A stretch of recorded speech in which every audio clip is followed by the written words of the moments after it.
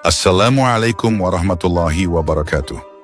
Saudaraku yang dirahmati Allah, pada zaman yang penuh dengan fitnah dan ujian ini, kita menyaksikan bagaimana perjalanan sejarah umat manusia seringkali berulang, seperti yang telah digambarkan oleh Rasulullah dalam banyak hadisnya.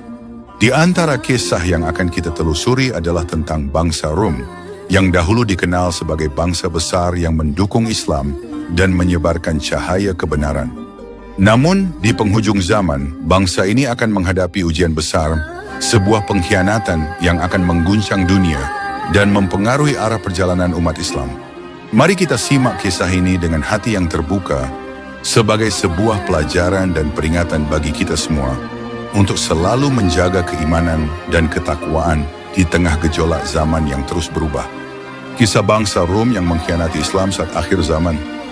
Bangsa Rum, atau yang dikenal sebagai Romawi dalam sejarah, disebutkan dalam Al-Quran sebagai salah satu bangsa besar yang akan berperan penting dalam peristiwa akhir zaman. Keberadaan dan peran mereka dalam perjalanan sejarah umat Islam juga telah menjadi bagian dari tafsir dan hadits, khususnya dalam peristiwa-peristiwa yang dikaitkan dengan akhir zaman, merujuk pada Kekaisaran Bizantium atau Kekaisaran Romawi Timur. Nama ini diambil dari ibu kota mereka, Bizantion, yang kemudian lebih dikenal sebagai Konstantinopel. Kekaisaran Bizantium merupakan kelanjutan dari Kekaisaran Romawi yang sejak berdirinya di Roma, meluas ke sebagian besar wilayah Eropa, Timur Tengah, dan Afrika Utara. Wilayah kekaisaran yang luas ini akhirnya dibagi menjadi dua bagian administratif, yaitu Kekaisaran Romawi Barat yang berpusat di Roma dan Kekaisaran Romawi Timur di Konstantinopel. Setelah Kekaisaran Romawi Barat runtuh pada tahun 476 akibat serangan bangsa Jermanik, Kekaisaran Romawi hanya tersisa sebagai Romawi Timur, yang berpusat di Konstantinopel. Bangsa inilah yang dimaksud dalam surat Ar-Rum ayat 2, di mana tafsir Kementerian Agama menyatakan bahwa bangsa Rum adalah Romawi Timur yang saat itu beragama Nasrani. Pada masa itu, bangsa Rum dipimpin oleh Flavius Heraclius Augustus, atau Heraklius, yang memerintah dari tahun 610 hingga 641 Masehi.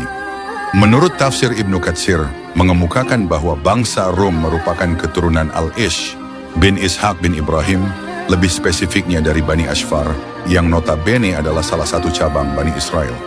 Peristiwa yang dialami bangsa Rum dijelaskan secara rinci oleh Allah Subhanahu wa Ta'ala dalam pembukaan surat Ar-Rum, tepatnya pada ayat 1 hingga 6, memaparkan bahwa peristiwa perang besar antara Persia dan Romawi menjadi latar belakang utama turunnya surat Ar-Rum.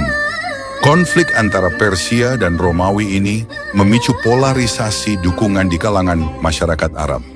Kaum musyrik cenderung berpihak pada Persia, sedangkan umat Islam berharap kemenangan berpihak pada Romawi, yang notabene adalah pemeluk agama Samawi. Pada akhirnya, bangsa Persia memenangkan pertempuran yang membuat kaum musyrik bersuka cita, sedangkan umat Islam merasa sedih. Berdasarkan tafsir Ibnu Katsir, kemenangan telak yang diraih oleh Raja Persia Sabur atas pasukan Romawi mengakibatkan penguasaan wilayah Syam dan sebagian besar teritori Romawi. Akibatnya, Kaisar Heraklius terpaksa mundur dan mencari tempat perlindungan. Sementara itu, menurut Muslih Abdul Karim, dalam bukunya Isa dan Al-Mahdi di akhir zaman, kemunculan Al-Mahdi akan diawali dengan pertempuran antara umat Islam dan Bani Ashfar atau bangsa Rum. Pada awalnya umat Islam dan bangsa Rum bersekutu untuk menghadapi musuh bersama. Namun di tengah perjalanan, Bani Ashfar melanggar perjanjian damai dan berbalik melawan umat Islam. Dalam beberapa haditsnya, Rasulullah SAW merujuk pada bangsa Rum atau Romawi dalam konteks peristiwa-peristiwa yang akan terjadi di akhir zaman. Beliau bersabda, "Kalian akan menyerang Jazirah Arab hingga Allah menaklukkannya, kemudian Persia hingga Allah berkenan menaklukkannya, kemudian kalian menyerang Romawi hingga Allah berkenan menaklukkannya, dan setelah itu kalian menyerang Dajjal hingga Allah berkenan menaklukkannya." Hadis riwayat Ahmad dan Muslim. Dalam kitab kumpulan hadits Mishkah Al-Masyabi juga terdapat sebuah riwayat yang menyebutkan bahwa di masa depan bangsa Romawi akan melakukan pengkhianatan terhadap umat Islam. Rasulullah bersabda, Kalian akan mengadakan perjanjian damai dengan bangsa Romawi selama beberapa lama. Lalu kalian akan menyerang ketika mereka menjadi musuh di belakang kalian. Kemudian kalian akan dimenangkan, mendapat ghanimah, dan kalian selamat. Setelah itu, kalian turun di padang rumput bernama Jitulul. Kemudian seorang lelaki dari Romawi ke sana untuk mengibarkan bendera salib seraya berkata, "Ingatlah, salib telah menang."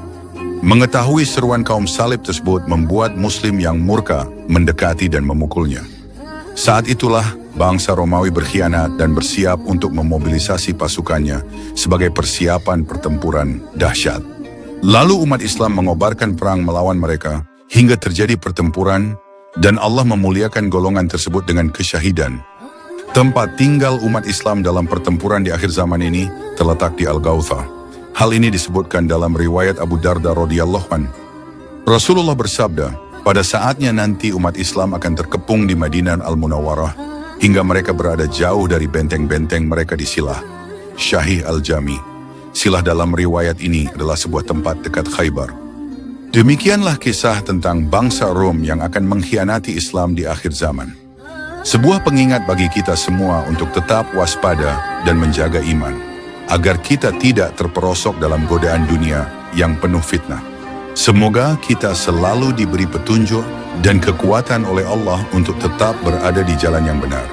Terima kasih telah menyaksikan, semoga bermanfaat. Wassalamualaikum warahmatullahi wabarakatuh.